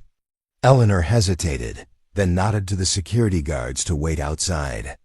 When they were alone except for Emma, Owen stood and faced her directly. 4 years ago, I made a choice to save my son's life using methods that existed outside the boundaries of approved medical practice, Owen said. That choice cost me my career, my reputation, and my standing in the medical community. But Leo is alive because I was willing to risk everything for him. Owen moved to the window, looking out at the Phoenix skyline. The Swiss program is excellent. Dr. Weber is a brilliant researcher, and his methods are safe and well documented. Emma would receive world-class care, and she would likely recover significant function over the course of several years. Eleanor waited for the but that she could hear coming. But Emma's injury is responding to treatment in ways that suggest she could achieve complete recovery, not just partial improvement. The neural regeneration I'm seeing in her case is unprecedented, possibly because we began treatment so soon. After the accident, possibly because of her age, possibly because of factors we don't fully understand yet. Owen turned back to face Eleanor. If you transfer Emma to Switzerland, she will receive safe, proven treatment that will help her walk again. If you allow me to continue working with her, she might achieve something that medical science considers impossible. Eleanor felt the weight of the decision pressing down on her. The safe choice was clear: trust the established medical system, accept proven treatments, protect Emma from any possibility of harm. The risky choice meant trusting a man who had allegedly killed his own son, believing in treatment methods that had no scientific validation, gambling Emma's future on possibilities that might exist only in Owen's imagination. "How do I know you're telling the truth about Leo?" Eleanor asked.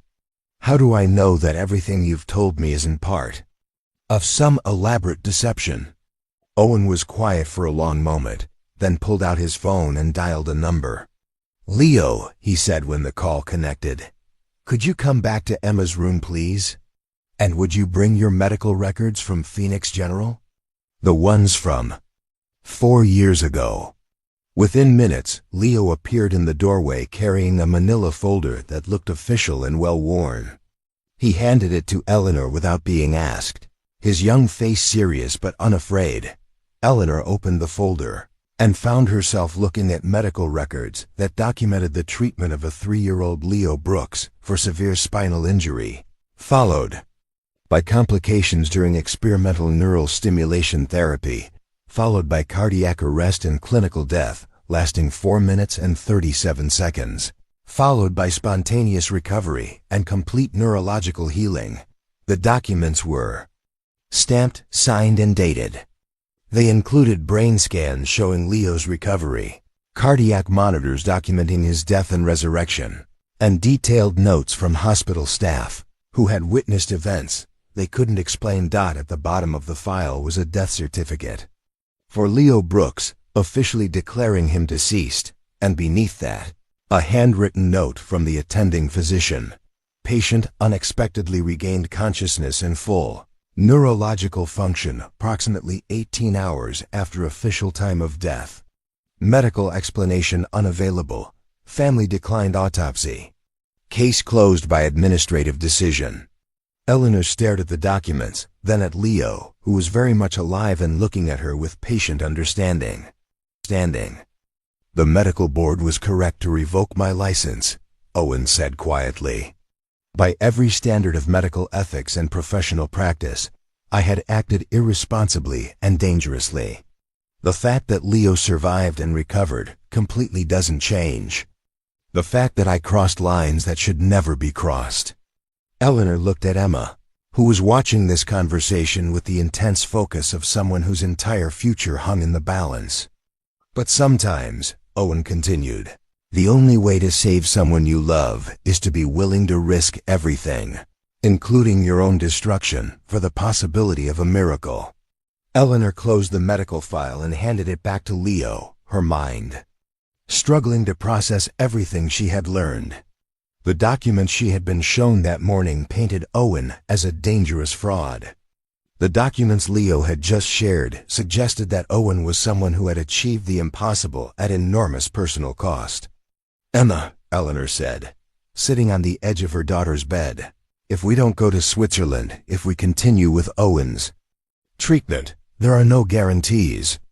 There's no medical institution backing up his methods, no insurance coverage for his approach, no safety net if something goes wrong." Emma reached for her mother's hand. "Mama, I know Owen's treatment is working, because I can feel my legs getting stronger every day. The Swiss doctors might be really good, but they haven't been working with me. They don't know how my neural pathways are healing or what my brain needs to reconnect with my legs." Eleanor felt tears welling in her eyes as she recognized her own. Determination and stubbornness reflected in her 7-year-old daughter's words. "Are you sure?" Eleanor asked. "Are you absolutely sure that you want to stay here instead of going to the best medical program in the world?" Emma nodded solemnly. "I'm sure. Owen and Leo helped me believe I could walk again when everyone else said it was impossible. I trust them." Eleanor looked at Owen, who was waiting quietly for her decision, his entire future depending on whether she chose to believe in possibilities that existed beyond the boundaries of conventional wisdom. "Dr. Sterling isn't going to understand this decision," Eleanor said finally. "The medical board findings are real, the risks are enormous, and I'll be gambling Emma's recovery on treatments that have no scientific validation." "That's correct," Owen agreed. "You would be choosing hope over certainty, possibility over proven methods, Trust over institutional authority. Eleanor stood up and walked to the door, where Dr. Sterling and the security guards were waiting. She opened it and faced the woman who had been trying to protect her from making a terrible mistake. "Dr. Sterling, please call the Swiss program and tell them we won't be needing their services," Eleanor said, her voice carrying the authority that had made her one of the most successful pharmaceutical executives in the world. "Emma will be continuing her treatment here with Owen Brooks." Dr. Sterling's face showed shock and professional concern. "Eleanor, I cannot recommend this course of action. The legal liability alone is my responsibility," Eleanor interrupted. "Owen, you have my permission to continue Emma's treatment.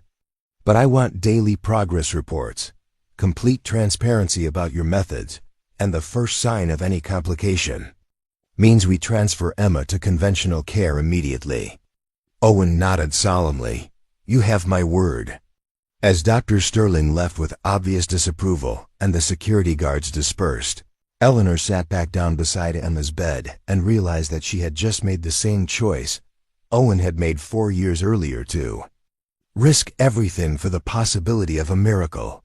She only hoped that her faith would be rewarded, the same way his had been. 6 months after Eleanor, Harris had made the most important business decision of her life, choosing to trust Owen Brooks. Over the Swiss Neurological Institute, she stood at the back of the grand ballroom at the Phoenix Renaissance Hotel, watching her daughter Emma take steps that medical science had declared impossible. The occasion was the inaugural gala for the Harris Brooks Foundation for Neural Recovery, an organization that Eleanor had established to fund research into unconventional treatments for spinal cord injuries. The ballroom was filled with an unlikely mixture of pharmaceutical executives, medical researchers, grateful families, and journalists who had come to witness what was being called the Phoenix Miracle. Emma, now 8 years old and walking with only a slight limp that was barely noticeable unless you were looking for it, stood at the podium with the poise of someone who had learned that overcoming impossible odds was simply another part of life. Her dark hair was pulled back in an elegant bun, and she wore a navy blue dress that Eleanor had chosen specifically because it was the same color Emma had been wearing the day of the diving accident. "Ladies and gentlemen," Emma said, her voice carrying clearly through the sound system, "I want to tell you about 2 people who taught me that sometimes the best doctors don't work in hospitals, and sometimes the best medicine doesn't come in bottles." Eleanor felt tears welling in her eyes as she watched her daughter, who 6 months earlier had been told she would never walk again, standing confidently before an audience of 300 people. The journey from that desperate hospital room to this moment of triumph had been filled with challenges, setbacks, and moments of doubt that had tested every assumption Eleanor had ever held about medicine, healing, and the nature of miracles. The early weeks of Emma's continued treatment with Owen had been fraught with tension. Dr. Sterling had documented her objections in writing. Hospital administrators had expressed concerns about liability, and Eleanor had found herself defending her decision to colleagues who questioned her judgment. The pharmaceutical industry was built on proven protocols and peer-reviewed research, not on faith in disgraced researchers whose methods existed outside established medical practice. But Emma's progress had been undeniable. Week by week her strength had increased, her mobility had improved, and her neural pathways had reconnected in ways that astonished even Owen. The breakthrough moments had come in small increments, at first standing independently for 30 seconds, taking a single step while holding Owen's hands, walking 3 feet between parallel bars. The major turning point had occurred on a Tuesday morning in December, almost 4 months after Owen's identity crisis had nearly ended their relationship. Emma had been working with Owen and Leo in the hospital's physical therapy room, practicing balance exercises that were designed to strengthen the communication between her brain and her legs. "I want to try walking to the window by myself," Emma had announced with the matter-of-fact determination that had become her trademark. "I think my legs are ready." Eleanor, who had been reading emails in the corner of the room, looked up to see Emma positioned herself at one end of the therapy room, approximately 15 feet from the large windows that overlooked Phoenix's downtown skyline. It was the farthest distance Emma had ever attempted to walk independently. "Are you sure?" Owen had asked, his professional caution warring with his recognition that Emma often knew her capabilities better than anyone else. "I'm sure," Emma had replied, and something in her voice suggested that this was going to be different from their previous attempts. What happened next was captured on the cell phone video that Leo had been recording for Emma's progress journal, a video that would eventually be seen by millions of people around the world. Emma took her first step with confidence, then her second, then found her rhythm and walked steadily across the room with a grace that seemed to defy everything the medical establishment believed about spinal cord recovery. When she reached the window and turned around with a smile of pure joy, Owen had been crying openly for the first time since Eleanor had met him. Leo had cheered so loudly that nurses had come running from other parts of the hospital.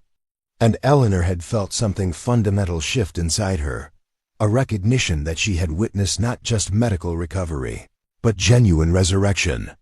Cell phone video had been shared first with Emma's extended family, then with close friends, then with colleagues at Harris Pharmaceutical who couldn't believe what they were seeing.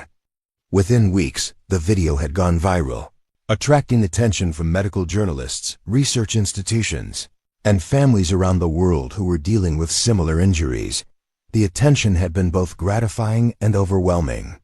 Eleanor had found herself fielding calls from medical reporters who wanted to understand how Emma's recovery had been achieved, from research institutions that wanted to study Owen's methods, and from desperate families who were seeking the same kind of miracle for their own children. More significantly, the publicity had led to a formal review of Owen's case by the Arizona State Medical Board. 3 independent neurologists had examined Emma and confirmed that her recovery was medically unprecedented. Dr. Patricia Williamson, the board's chief investigator, had spent 2 weeks reviewing Leo's medical records and interviewing hospital staff who had witnessed his death and resurrection 4 years earlier. The board's final report, issued just 2 months before the Foundation Gala, had been a masterpiece of medical diplomacy.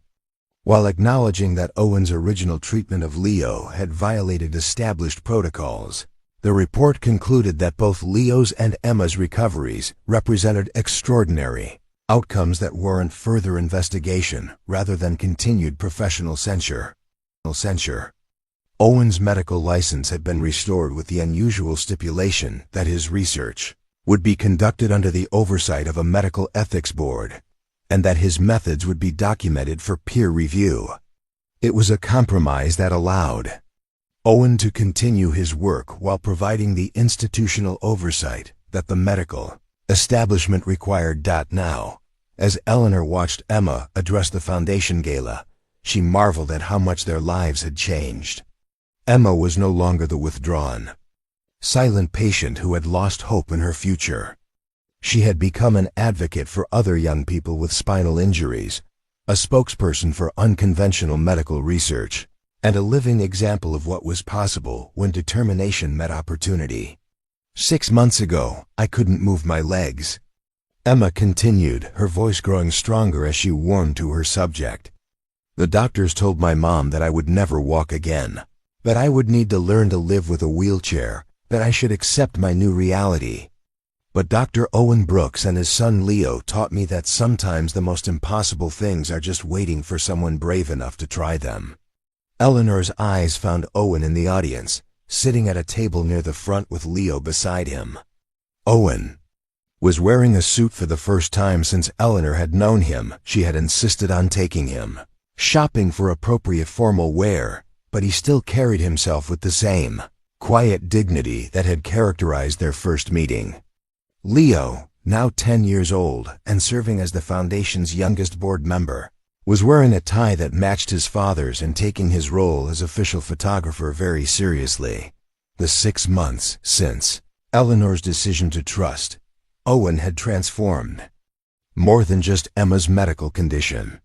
Owen had been invited to present his research at 3 major medical conferences, had been offered consulting positions with 2 pharmaceutical companies, and had received funding requests from research institutions in 7 countries. The garage laboratory in Flagstaff had been replaced by a state-of-the-art research facility that Eleanor had built on the Harris Pharmaceutical campus, complete with the most advanced neural monitoring equipment available. More importantly, Owen had been given the platform to help other patients who had been told their conditions were hopeless. The Harris Brooks Foundation had already funded treatment for 12 young people with spinal cord injuries, with preliminary results suggesting that Owen's methods might be applicable to a wide range of neurological conditions. But the most important thing Dr. Brooks taught me, Emma continued, is that healing isn't just about fixing what's broken in your body. It's about believing in yourself even when everyone else has given up on you. It's about having people in your life who see possibilities instead of limitations. And it's about never, ever accepting that impossible means forever. The audience erupted in applause, and Eleanor felt a pride that went far beyond anything she had experienced during her years building Harris Pharmaceutical. Emma had not only recovered from her injury, but had become someone who could inspire others to believe in their own potential for healing. As Emma concluded her remarks and invited Owen to join her at the podium, Eleanor reflected on how profoundly the experience had changed her own understanding of medicine, business, and life itself. For 20 years, she had built her pharmaceutical empire on the premise that medical problems could be solved through research, development, and proven protocols. Emma's recovery had taught her that sometimes the most important breakthroughs came from people who were willing to venture beyond the boundaries of established knowledge. Owen approached the microphone with the same careful dignity he had shown during Emma's darkest moments in the hospital.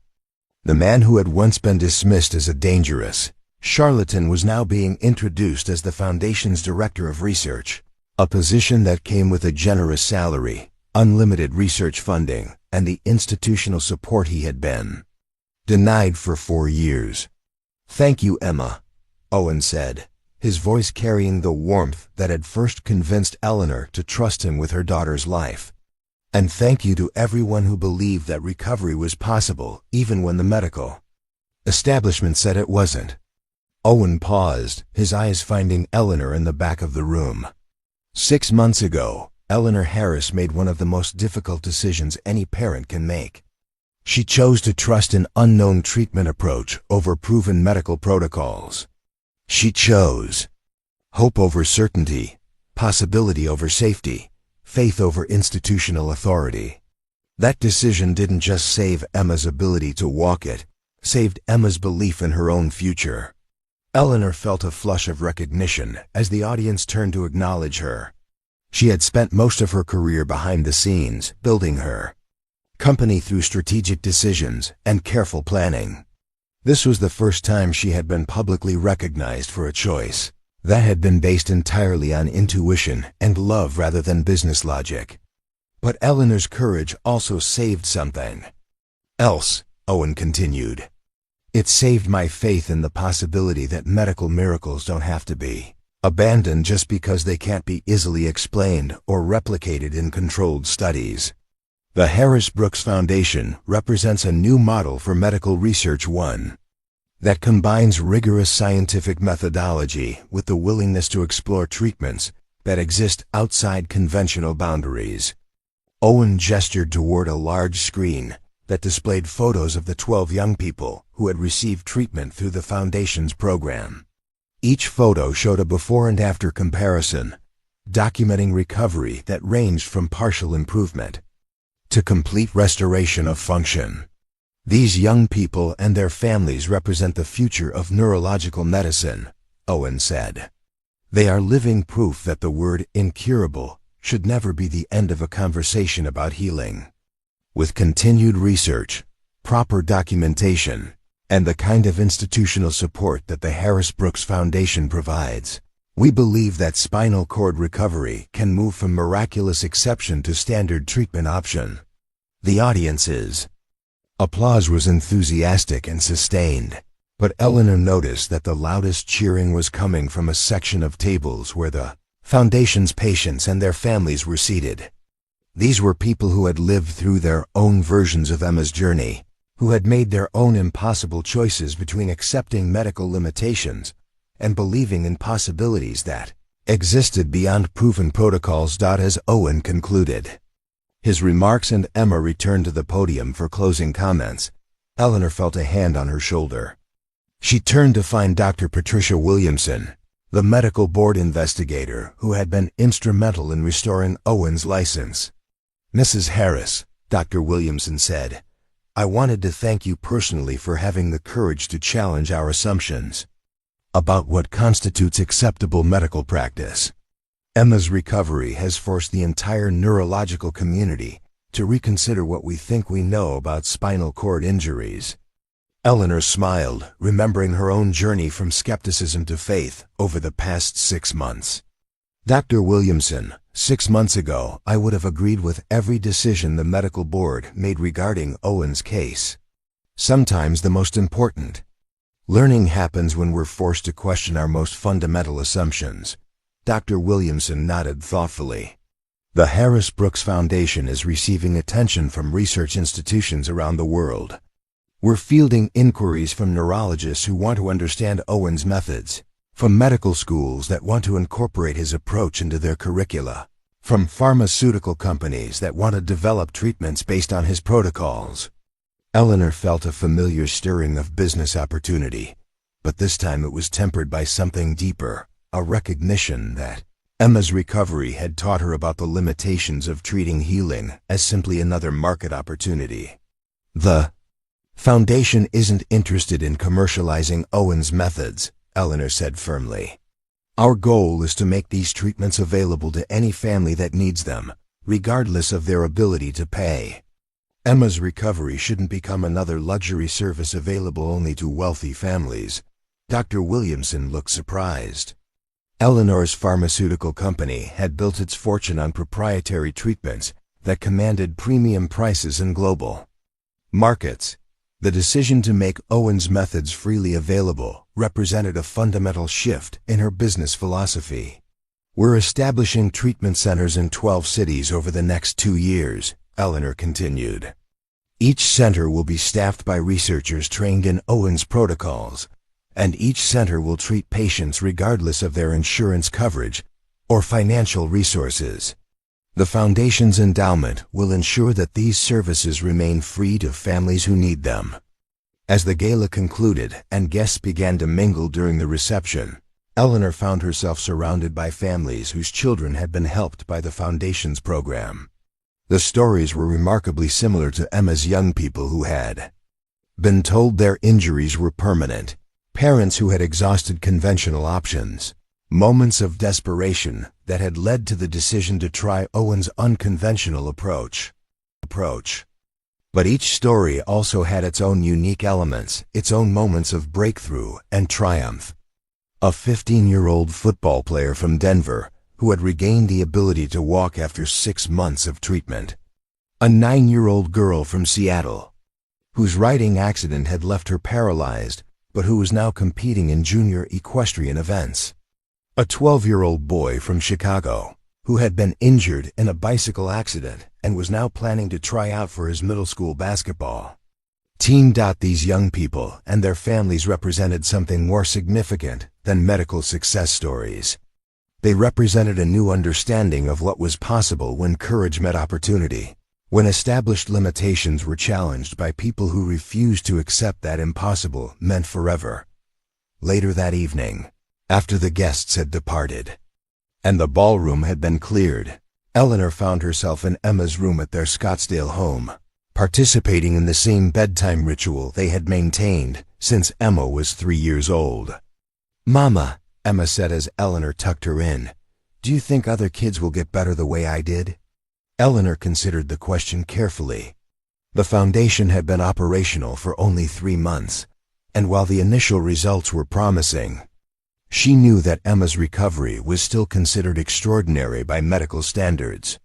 "I think," Eleanor said finally, that you and Owen and Leo have shown the world that sometimes the most important healing happens when people believe in possibilities that others think are impossible. Whether other young people recover the way you did depends on a lot of factors we don't fully understand yet. Emma nodded solemnly, then brightened. But at least now they have a chance, right? Before Owen came to help me, kids like us didn't have any chance at all. Now we have the foundation, and we have doctors who know how to help neural pathways reconnect. And we have families who know that sometimes you have to choose hope over safety. Eleanor smiled, recognizing her own business philosophy reflected in her 8-year-old daughter's wisdom. Emma had not only recovered physically from her accident, but had developed an understanding of healing that combined scientific knowledge with intuitive wisdom. "That's exactly right, sweetheart," Eleanor said, kissing Emma's forehead. "Sometimes the most important thing we can do is make sure that impossible situations have the chance to become possible." As Eleanor turned off the lights and prepared to leave Emma's room, her daughter called out one more question. "Mama, do you think Daddy would be proud of what we did?" Eleanor paused in the doorway, thinking about her father, Dr. James Harris, who had inspired her entry into the pharmaceutical industry, with his belief that medicine should be about healing rather than profit management. "I think," Eleanor said softly, "that your grandfather would be very proud that we learned to trust healing even when it came from unexpected places. He always believed that the most important medical breakthroughs came from doctors who were willing to see patients as people rather than just collections of symptoms." Emma smiled sleepily. "I think he would have liked Owen and Leo." Eleanor nodded, recognizing the truth in Emma's observation. Her father would indeed have appreciated Owen's combination of scientific rigor and compassionate care, would have understood the courage required to pursue healing methods that existed outside established protocols. As Eleanor made her way to her own room, she reflected on how much her life had changed since that desperate morning when Owen Brooks had first appeared in Emma's hospital room. She had built Harris Pharmaceutical into a global empire by refusing to accept that medical problems were unsolvable. Emma's recovery had taught her that sometimes the most important solutions came from people who were willing to risk everything for the possibility of healing. The Harris Brooks Foundation represented more than just Emma's personal triumph. It represented a new model for medical research, one that combined institutional resources with the willingness to explore treatments that challenged conventional wisdom. Most importantly, it represented hope for families who had been told that their situations were hopeless. 6 months earlier, Eleanor had been a desperate mother watching her daughter slip away into permanent disability. Tonight, she was the founder of an organization that was bringing hope to families around the world, the sponsor of research that was changing medical understanding of spinal cord recovery, and the mother of a young woman who had learned that impossible was just another word for not yet achieved. As Eleanor drifted off to sleep, she could hear Emma and Leo talking quietly in the guest room where Leo was spending the night.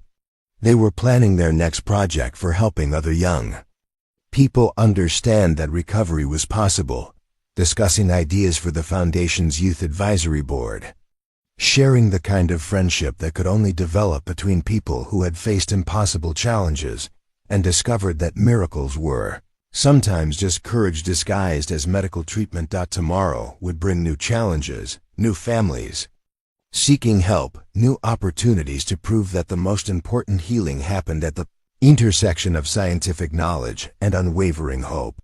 But tonight, Eleanor Harris fell asleep knowing that she had learned the most valuable lesson of her life. Sometimes the greatest business decision is the one that prioritizes healing over profit, faith over certainty, and love over everything else. The Phoenix Miracle, as the media had named Emma's recovery, had become something much larger than one young person's triumph over paralysis. It had become proof that impossible was not forever, that miracles were available to those brave enough to reach for them, and that sometimes the most important healing began with 2 simple words: "Let me help her." Up next, you've got 2 More standout stories right on your screen. If this one hit the mark, you won't want to pass these up. Just click and check them out. And don't forget to subscribe and turn on the notification bell so you don't miss any upload from us.